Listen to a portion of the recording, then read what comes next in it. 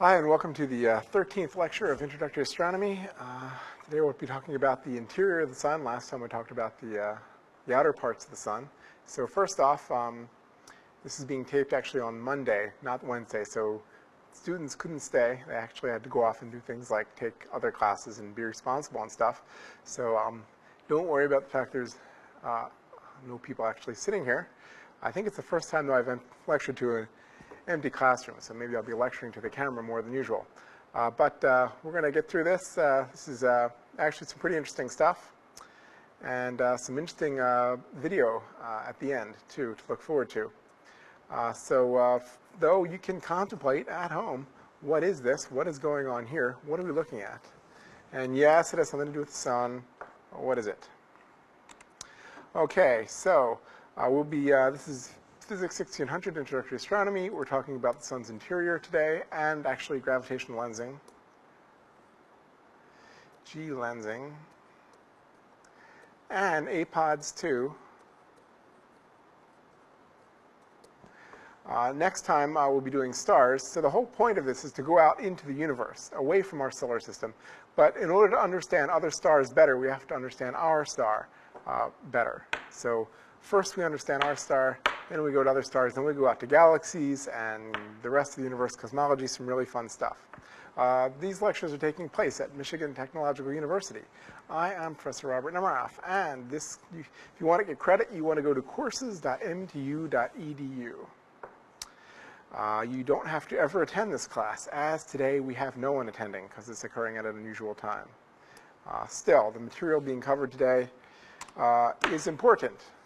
And you should look at this video and remember what I say, or remember the highlights of what I say, and be able to regurgitate them with showing understanding and compassion on homework quizzes, and hopefully the midterm, which is already due, and the final, which will come up at the end of the semester. So you're also responsible each time for the listed Wikipedia entries, but not if they go into the higher math, just the ideas and the key points. And you're responsible for all the astronomy pictures of the day, APODs, that occurred during this course when it's being taped, which is the fall semester of 2008. I understand these are reviewed again in the spring and even summer of 2009. So hello to the future of the people watching at those times. And around the world, too. People watch this. Get some email. Don't have, it's not like a major TV show, but we do have some followers. Let's see, this past week I got email from Alaska, and where was that other place? One of the islands of Japan. Someone is following this course and emailed me with something. Hello to you. Okay, so today, though, we are covering the sun. Look at the sun again. Look at solar core on Wikipedia. Look at proton-proton chain reaction, and look at gravitational lens. The entries as they appear on Wikipedia, or as they did appear in the beginning of the semester 2008, fall 2008. Okay, so the sun's interior. The sun has several layers, sort of like the Earth does. But the sun doesn't have a solid surface anywhere. So as I said last lecture, you can't land on the sun. As you go into the sun, it gets hotter and hotter. And the hottest part is the core. In the core, hydrogen is fused into helium, which gives the energy of the sun. Now for a while, for a long time, humans didn't know, nobody knew how the sun was powered. How do you power this sun? Why is it so bright? How come the Earth isn't as bright? Different hypotheses were created. As science progressed, one thought was that it's gravitationally contracting. Before that, it were things that were essentially non-scientific. But gravitational contraction, which does heat part of Saturn and Jupiter, and is the reason why Saturn emits more light than it receives, but that's not primarily what powers the sun. What powers the sun is something called fusion. Fusion is when you take lots of smaller things and you fuse them into a larger thing. In this case, the primary thing that happens, I think the only kind of fusion that happens in any large scale in the sun is nuclear fusion of hydrogen into helium. So outside of the core, which has the hottest energies, so you need the hottest energies to do fusion. Fusion will only work when it's really hot, because hotness means fast-moving things. Fast-moving things in the sun mean fast-moving atoms and molecules. And when the atoms and molecules are moving fast enough and they hit each other, then usually they glance off. But if they're moving fast enough, they stick. And if they stick, you can get more massive things. And then they start releasing energy because the things that stick together in really dense formation. And they emit light. We'll see more of that later. Okay, back to the outer parts of the sun. Outside of the core is a radiation zone where energy is transferred from the fusion-dominated core out to the outer parts of the sun by radiation, like light, mostly photons. Outside of that, there's a convection zone. Convection is a kind of transformation when there's big blobs of stuff moving around. It isn't just little photons of light, but big portions of the sun are actually moving. One common type of convection, probably the most common type of convection that you see with your eyes, is when water boils. So there's particularly hot parts of the water that move around. You see bubbles. The bubbles, I think, aren't necessarily, they're sometimes air, but they show that there are boiling parts of the water. There are convective parts, bubbles of things that move around, bubbles of hot material that move into the cold material and thus heat the hot material. So convection is, okay, on to the next one. Here's the convection zone here. Here's the core, the hot core. Here's the radiation zone there. So here's an even more detailed image of the sun, taken originally from Stanford, but went onto Wikipedia through public domain.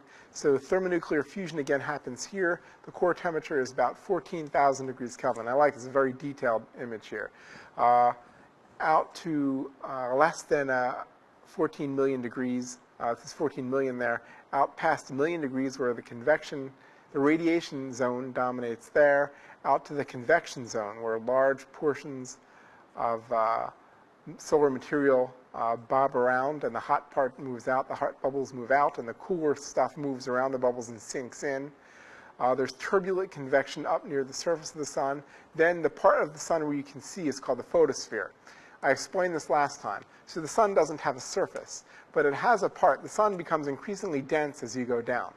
As you go down, it becomes so dense and so hot that eventually the electrons are knocked away from the protons. And when that happens, photons can't go very far, and they bounce off.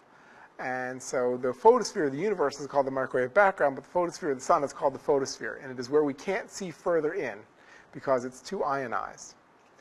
Now, there's lots of high-energy radiation leaving from the center of the sun through nuclear reactions. And those gamma rays, they start as gamma rays, bounce around and eventually will make their way out, being cooled by the rest of the sun, out from the photosphere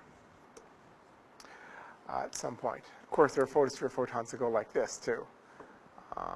So the sun emits all kinds of light, all the way from the radio emission all the way to the gamma ray emission, including optical light, which is a peak for the sun, and ultraviolet, infrared, and visible light that we can see. So reviewing also, here you can see X and gamma radiations coming off of there. There's sunspots shown here. There are coronal holes out further depicted there. Neutrinos, we'll talk about later, come from the center of the sun. Here you see a prominence.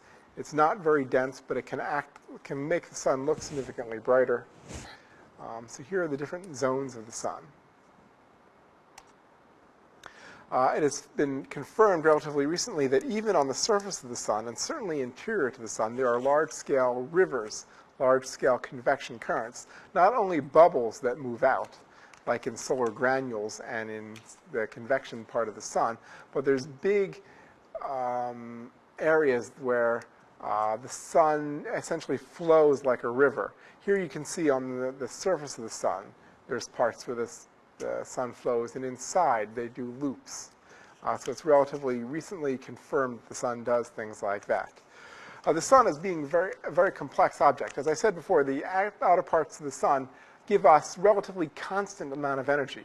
The sun isn't becoming twice as bright. All of this violence that we see, these explosions, they don't take up much of the sun. On the surface of the sun, they don't make the sun that much brighter. In the center of the sun, there are these tremendous continual nuclear explosions going on, but they're so continuous, it's not really an explosion, it's a continuous event. And it's relatively steady, and it holds up the sun. It provides the pressure so the sun doesn't collapse down on itself. And it provides a lot of the heat that heats the rest of the sun. Here you see the sun oscillates. The sun can ring like a bell, and actually these relatively cool and hot areas, they raise and lower the surface of the sun very slightly. And this occurs on the time scale of minutes. And these are only some of the solar oscillation modes. The sun rings like a bell in many ways, with many different wavelength waves going around the sun. But if you can detect it, the sun itself also oscillates back and forth, even in relatively small regions. Okay, so what happens in the very center of the sun? Now, different stars, when we go out into the universe, we will find that different stars have fusion that lights them up in different ways. There's the carbon, nitrogen, oxygen cycle. But the sun is not massive enough to do that. The sun is massive enough to do what's called the proton-proton nuclear chain reaction. So here we start off, down here it shows that the protons are red and the neutrons are gray and positrons are white, but that's just to show you what's going on. They aren't really that color. Gamma rays are shown by the gamma ray signal, and neutrinos are shown by their Greek symbols. So in the center of the sun, you don't have hydrogen atoms, you have hydrogen nuclei, which are protons. So there's lots of these protons moving around everywhere. You also have electrons moving around, but they're not shown here. They're not all that important right now.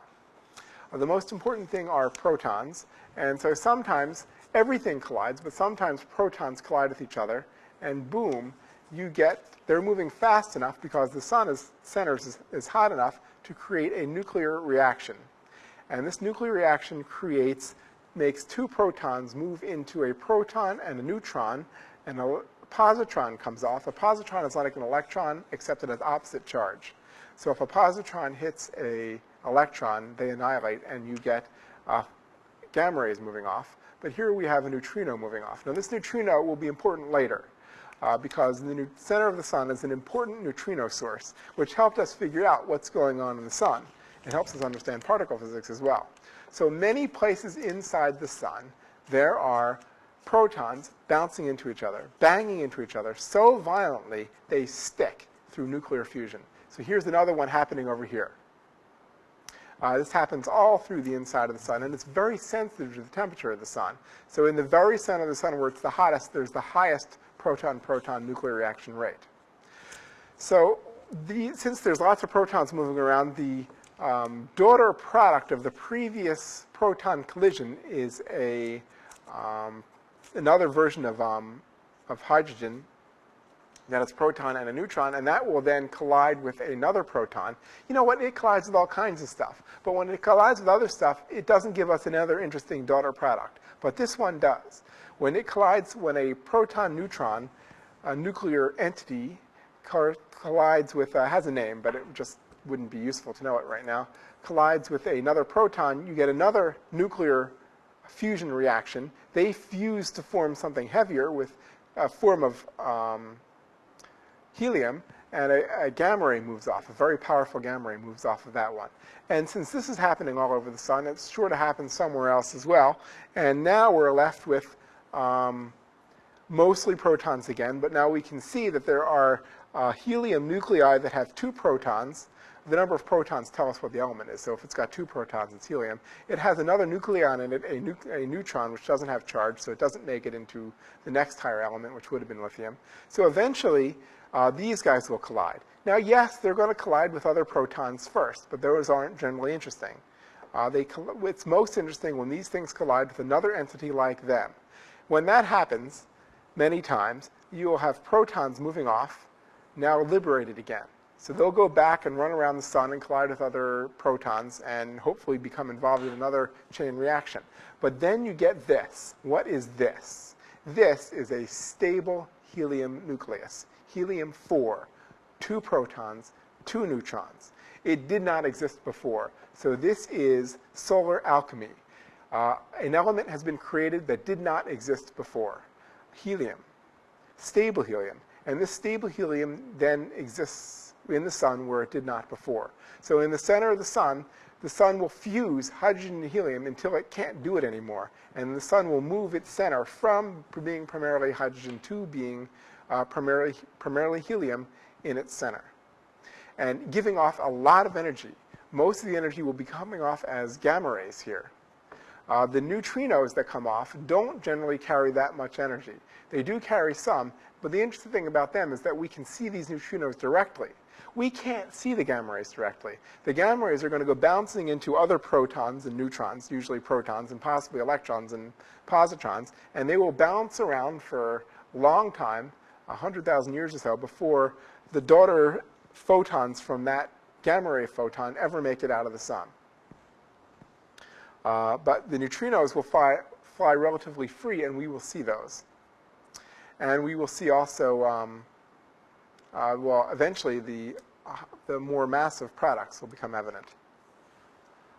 So let's talk about the neutrinos now. Nuclear fusion will create neutrinos as well as helium in the proton-proton chain of the sun.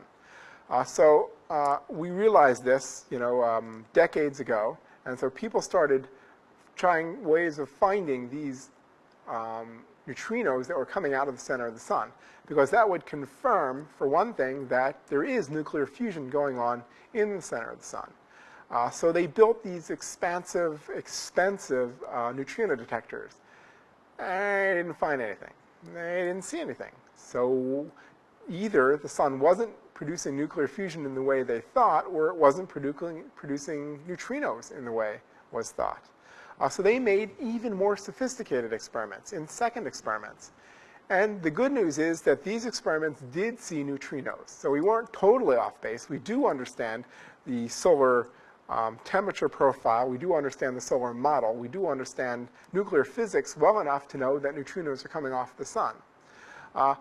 But they were just fewer than we expected. And that, again, was a mystery. So many times in science, when we find something out, we solve old mysteries, but at the same time, we make new mysteries. And that was the case of the solar neutrino experiments. First, they didn't see any. Then they saw too few. Then, the most recent ones, and we'll see pictures of these reactors, they saw neutrinos of different types. So what we learned was that there are different kinds of neutrinos, as has been postulated. There are electron neutrinos, and there are tau neutrinos, and even other types. And these neutrinos can change into different types. And that was not expected that would happen, because the standard model of particle physics didn't think that massless neutrinos could change type. But it turns out that we now think that neutrinos have a very slight amount of mass. Too little mass to be important generally in other ways. But this little mass enables them to change their type by bouncing or being affected by magnetic fields or other fields or other particles on the way out of the sun. So here is one of the neutrino detectors that didn't see as many neutrinos as was thought. This is the Super Kamiokande detector in Japan. And this is a huge vat of cleaning fluid. Sometimes there are places that you can use water. And there are lots of photomultipliers around here that look for light, so that when a neutrino comes into this vast pool of cleaning fluid and hits something, it will emit light that will then be detected by these detectors all around. And that will then tell us that a neutrino came in, and we can measure neutrino rates and energies from those reactions. So here's a raft of people right here. It shows you the size of this internal detector. They are looking at the photomultipliers here, trying to see, maybe they're installing them or trying to see what's wrong with one of them. Okay, in 2003 or so, an important verification came where the Kamland experiment, here you see actually created neutrinos close enough to Kamiokande so that Kamiokande could see, Super Kamiokande could see the neutrinos from Kamland. And that verified that it worked, that all of this was not just fictitious. Whenever you have an experiment, it's really important to be able to calibrate your experiment, to see whether it's seeing what you think it's seeing, to see if it's as sensitive as you think it is.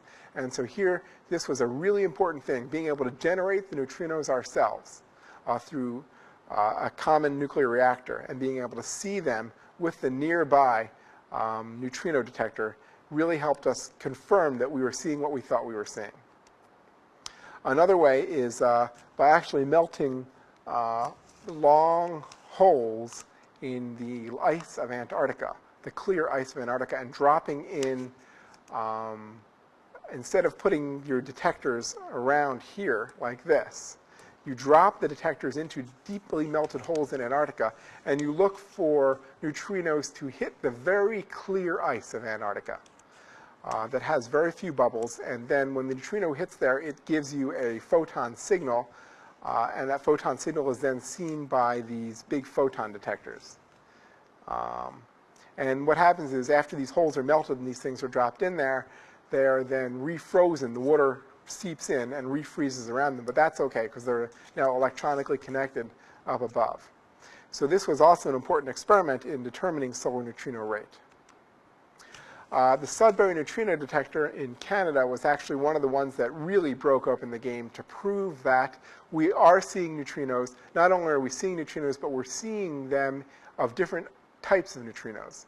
We're seeing, so all the neutrinos were pretty much accounted for, and the lack of electron neutrinos that were being seen by the previous experiment was explained. So this is a really cool underground sphere. And so here you see a person standing under it. And here you see this sphere actually being built early on, the Sudbury detector, which has now reported the missing neutrinos. So we understand the energy source of the sun. This is actually a picture of the center of the sun. We don't have in neutrino telescopes any kind of angular resolution practically at all. So it's this bright spot. The center of the sun is seen as a bright spot in neutrinos, and we're happy we can see even that. Okay, so let's look now, take a step into something that's slightly different but is really cool, which is gravity lensing in the sun. And what ties these things together is that the sun itself is important for understanding gravity, in particular gravitational lensing, because the sun was the first gravitational lens ever detected. And this was detected in 1919 by an expedition by Eddington and others. And it was there, they were looking at a total eclipse of the sun to try to see if the stars behind the sun shifted position from when the sun wasn't in front of that part of the sky. So when the sun is not in front of a part of the sky, you see stars. Then, during a total eclipse of the sun is there, and the moon is blocking its light, and you still see the stars. But now there's this massive sun, which is causing those stars to slightly appear slightly further out than before. And by measuring exactly how much further out, you can detect the mass of the sun, and you can confirm the type of gravity, the theory of gravity, or class of theory of gravity that is doing that. So this was all due to Einstein. Einstein's first prediction, actually, even if it wasn't for Einstein, people would predict that gravity deflects light and the sun would be a gravitational lens. But the amount of the sun being a gravitational lens was predicted by Einstein. And the first time he predicted it was in 1911. And he came out with a theory that, gravity theory, and this gravity theory had light being deflected by the sun, and the problem was that this theory was wrong. And the amount of deflection of light by the sun predicted by Einstein's 1911 theory was only half of that by his later theory.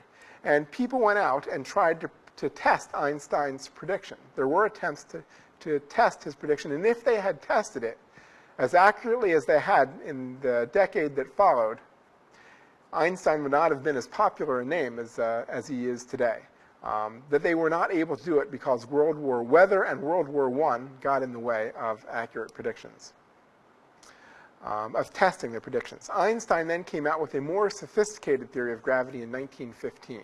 And this predicted twice the amount of deflection of light by the sun as his previous theory. And then expeditions went out, were actually able to measure it, and they were able to confirm that prediction of Einstein's general theory of relativity. And Einstein, instantly already famous, became a superstar and is now, he has had many, many wonderful things that he's predicted.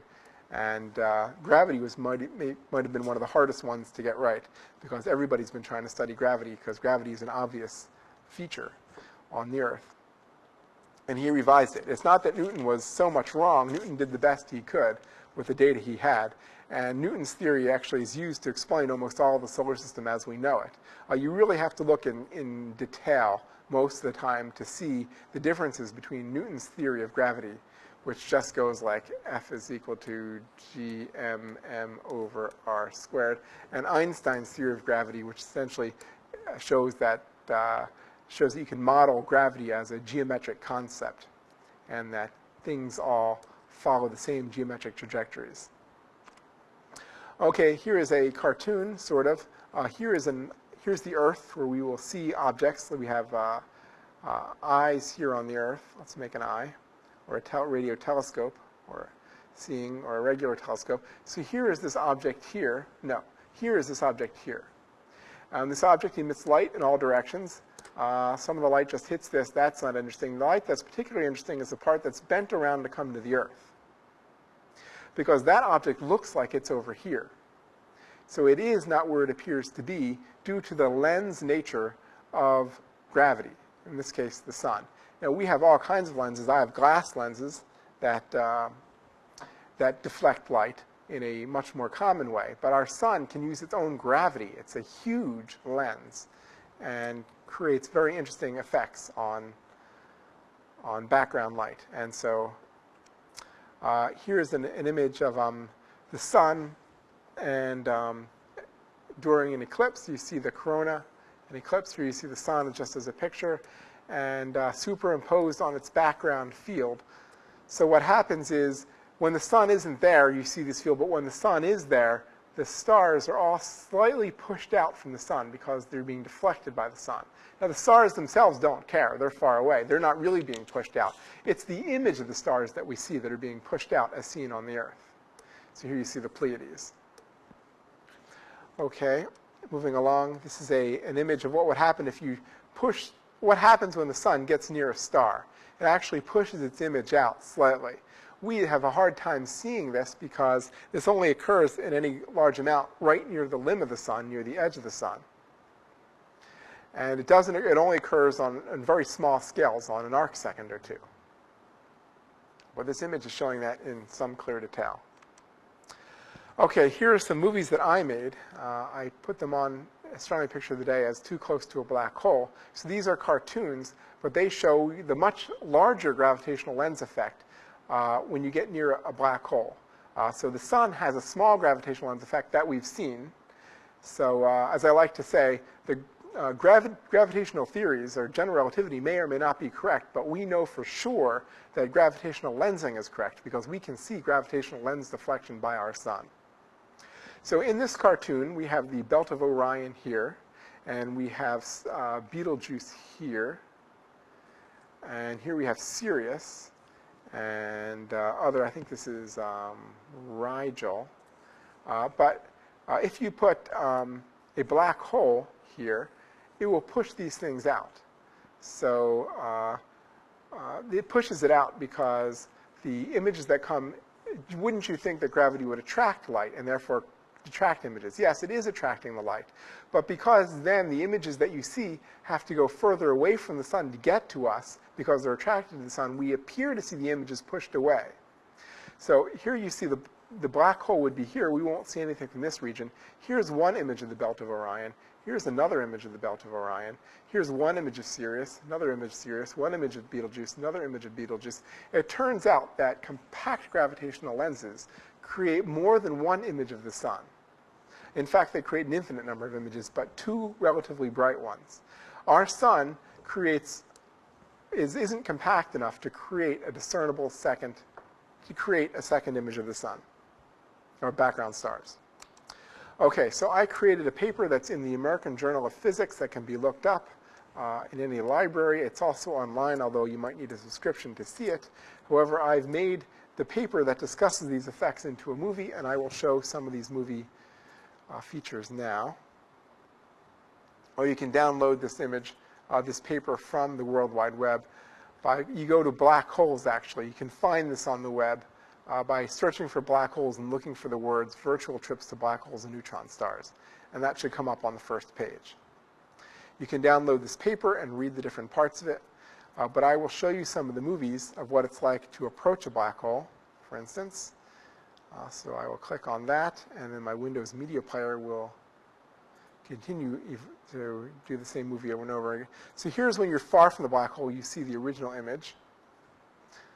Here's Orion, again, as we saw. But now I'm able to go and step into the black hole by going closer and closer. This is telling us how close we are in terms of source field radius up there. So we're 60 source field radii away. Now we're 48. And now you can see in the center, there's a region where you can't see anything. Yes, that's the most popular part of the black hole that's actually black. But the other parts that I'm interested in is right around there where you see strong gravitational lensing effects. So right here, you're seeing the second image of Orion coming up. And you can see the second image here. It's the second image of Sirius. Here's the second image of Betelgeuse. The outer image of Betelgeuse, the interior image of Betelgeuse. So as you go closer, you can see all of these things growing.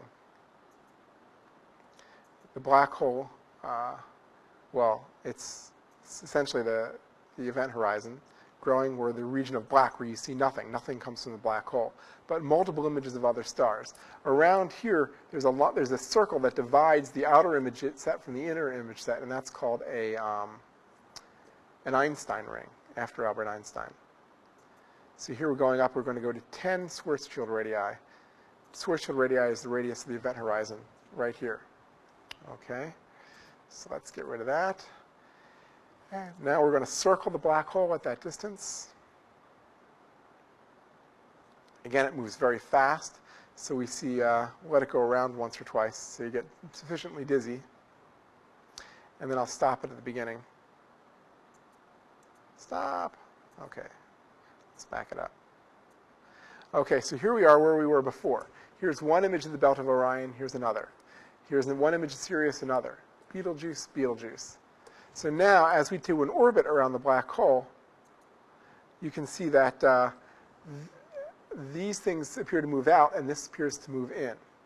And the images of Sirius and Betelgeuse are always exactly connected around through the center of the black hole. Okay, and you can get many more details there at the website. So let's approach the photon sphere of the black hole. I'll go through these pretty quickly. Okay, let's freeze that one. So we'll start out far from the black hole. Now we're going to go right into 1.5 times the Schwarzschild radius. And the black hole appears to get bigger and bigger and bigger until it takes up fully half the sky. When it takes up half the sky, everything below you is dark, and you're at the photon sphere. Photons can do orbits around the black hole at the photon sphere. So here it becomes bigger and bigger and bigger, and eventually you're at 1.5. And everything below you is dark. And there is still a sky above you, though. So we'll look up and see the sky above you. Everything above the photon sphere is still there. Here we look up. Let's freeze it again. So here it's dark, looking up. No, I have to look up pretty much to see it. I have to look up a lot to see it. Okay, here we go. Looking up a lot, starting to see stars in the sky. So soon we're going to look directly along the photon sphere. There it is. Okay, now we're going to orbit the black hole at the photon sphere. That looks really cool. This is the coolest movie of the ones I'm going to show today. So here we see it. Everything below is dark because that's the black hole. Photons can't come to you from the black hole. Photons can come to you from above, though, and they get distorted by the gravity of the black hole. Sometimes they have to do circles around the black hole to get to you. So this is the image right here of the Einstein ring. There, that's the first sky Einstein ring. So as you go around things appear to move very strangely. You have to read the paper to understand why. But you will never see an image cross the Einstein ring here. That divides image sets. Okay. Okay, so let's minimize that. And that will conclude the lecture part. So we did the interior of the sun, and we did some gravitational lensing effects that around the sun and around black holes. So now I'm going to review the astronomy pictures of the day for the past while. And there'll be more than the past week, but only up to today, because I haven't done tomorrow's yet. And Jerry hasn't done Wednesday's yet. So we'll keep going. We will minimize this. We will bring up back to that, except now we're going to go to apod.nasa.gov and see today's astronomy picture of the day, which we will get to. But we have to go back into the archive and start on October 9. We're going back that far because we haven't reviewed these yet. The midterm got in the way. There were no classes last week. Okay, so this is the mass of stars in a star-forming region known as NGC 6357. So this is a classic star-forming region. We showed these a lot on APOD because they're so cool looking. They have these amazing dust sculptures, these dust mountains that are being eroded away by massive stars. You see young stars, you see blue stars, you see stars of different kinds and colors. And so this star cluster Primus 24, I guess, is here.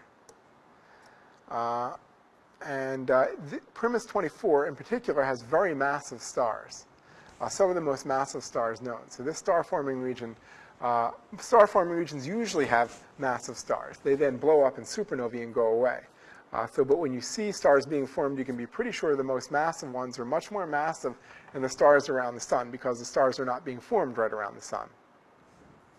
And this is 50 light years across, 8,000 light years away, and creating very massive stars. Exactly why very massive stars are created has something to do with the chemical elements available, the trace elements beyond hydrogen and helium, which compose most stars, but the details are not well known. Okay, the next one is an irregular galaxy. So when we study galaxies later in this course, we will see that many galaxies are shown to be spiral or elliptical, but some of them are not so easily classified. And this one is an irregular one. It looks a lot like the large Magellanic, it's thought to look a lot like the large Magellanic Clouds. So this spans 50,000 light years and lies 180,000 light years away. Oh no, the LMC is 180,000 light years away, but this NGC 55 is 6 million light years away. So you can see lots of stars. This is star-forming regions here with the bright stars in them, because the bright stars tend to be the most massive. Sometimes they're shrouded by dust, but many times they break free, or some of them just aren't there. So you just see this unusual galaxy called NGC 55. Okay, many times people get together in parties late at night, called star parties, to look at things on the sky, constellations. Of course, you don't need a telescope. When you go to a star party, many times it's really cool because people have some big telescopes there, and they'll be more than happy to show you open clusters, many times globular clusters, nebula, and sometimes some of the star-forming regions that you've seen here. Many times the Orion Nebula, if it's up, if it's visible. So here, one of the interesting things about this, there was a camera set up, and you can see the star party going on here. You can see Orion. Here's the stars in the belt of Orion. But what's particularly cool, there was a really bright fireball, sometimes called a bolide, that came in and was caught by the camera. So it was unusual to find. The person said they saw it light up. They thought somebody was turning on their headlights. Now, what's interesting here is, well, so it's not that unusual to see a bright bolide. What's more unusual is to predict that one's going to happen. And a very tiny asteroid called 2003 TC3 came in to the Earth a few weeks ago. And it was a couple weeks ago. And was unusual in that it was predicted. However, it wasn't well photographed from the ground. Yeah, I think there is some indication that it was seen, even from the ground, it was seen by satellites. And many times when we predict that something's going to hit the Earth or something's going to be near the Earth, it's going to miss the Earth. And it's exciting when it gets inside the orbit of the moon. This thing was actually predicted that it was going to hit. It didn't cause any damage. It probably broke up in the Earth's atmosphere, and probably no big parts of it hit the ground. Okay. Going to the next one. This is a big, beautiful spiral galaxy called NGC 3370. So our own spiral galaxy looks a lot like this, except it has more of a bar in the galactic center.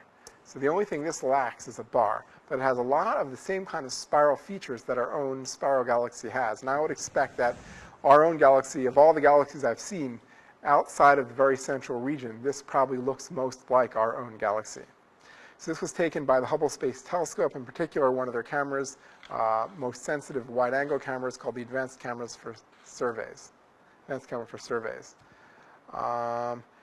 This was studied because in 1994, there was a Type 1a supernova explosion. And the Type 1a explosions are particularly interesting because they help us calibrate the distance scale of the universe. This is known to contain Cepheids. So this is close enough to contain Cepheid variables which help us calibrate its distance. Okay, let's see, spring moon. Okay, in October 13th, a little more than a week ago, the Cassini spacecraft that's orbiting Saturn made a second flyby of Enceladus, which is one of its stranger moons. I guess Titan is the strangest moon, but Enceladus is the unexpectedly active moon. And Enceladus is spewing ice and water vapor. And it wasn't predicted that it would do that. And it's indicative of underground oceans. And underground oceans are places where there might be life. So Enceladus soon became one of the candidates to look for life in the solar system. Now, in this flyby, they were attempting to find out what the surface features are. They flew right by a flume, one of the plumes. It could well be that this grayish stuff is water vapor evaporating into ice crystals right off the surface of Enceladus. If so, that's an amazing thing to have caught and to study.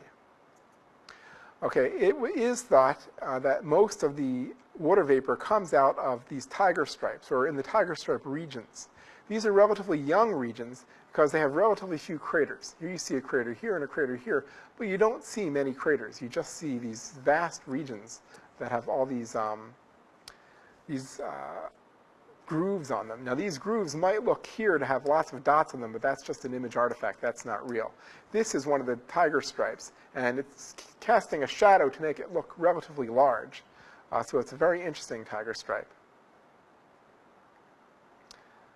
Okay, going to the next one. Here you see Orion rising, taken by a camera, so we already saw it in previous images. So here you see the belt of Orion. Here you see Sirius isn't seen here, actually. This is Betelgeuse. I think this is Rigel. I think it says down there. Is it Rigel? Yes. And here you see, in the belt of Orion, the Orion Nebula, which is a massive star-forming region that they were able to take up close. So it's a very interesting picture. This is just taken with a camera. Okay, due to the amazing optics that are available now from the ground, we can take images of things that would just appear to be blurry messes before and resolve them. This is the International Space Station as captured from the ground by an amateur. And superimposed, caught, I guess several days later, was the Tyros 2 satellite that was launched in 1960. So it's possible with the right telescope to get images of old satellites and new ones as well. Actually, they were launched at different times, so this one was captured by image later than this one. Okay. Satellites break up when they come to Earth, and here we see the European Space Agency's Automated Transfer Vehicle, which is a robotic spacecraft intended to deliver cargo to the International Space Station. This crashed to Earth, and we knew it was going to happen. It was controlled, and it broke into pieces in a most spectacular way that was photographed. This one, I think, comes from the air in a high-definition video. And you can see many of the particles of this spacecraft just break up and cause their own little meteors. So it helps us to understand real meteors and what real meteors are composed of, to watch something that we know of. This is a controlled experiment. This helps us to understand our solar system by doing a controlled experiment and something breaking up in the Earth's atmosphere. Okay, this is another star-forming region. Has many of the common features of star-forming regions. Vast amount of ionized gas that is glowing, a open cluster of stars, dust created by the young stars, and dust pillars that are being burned away by the young stars. And this one is called Sharpless 171, and it's only 3,000 light years away.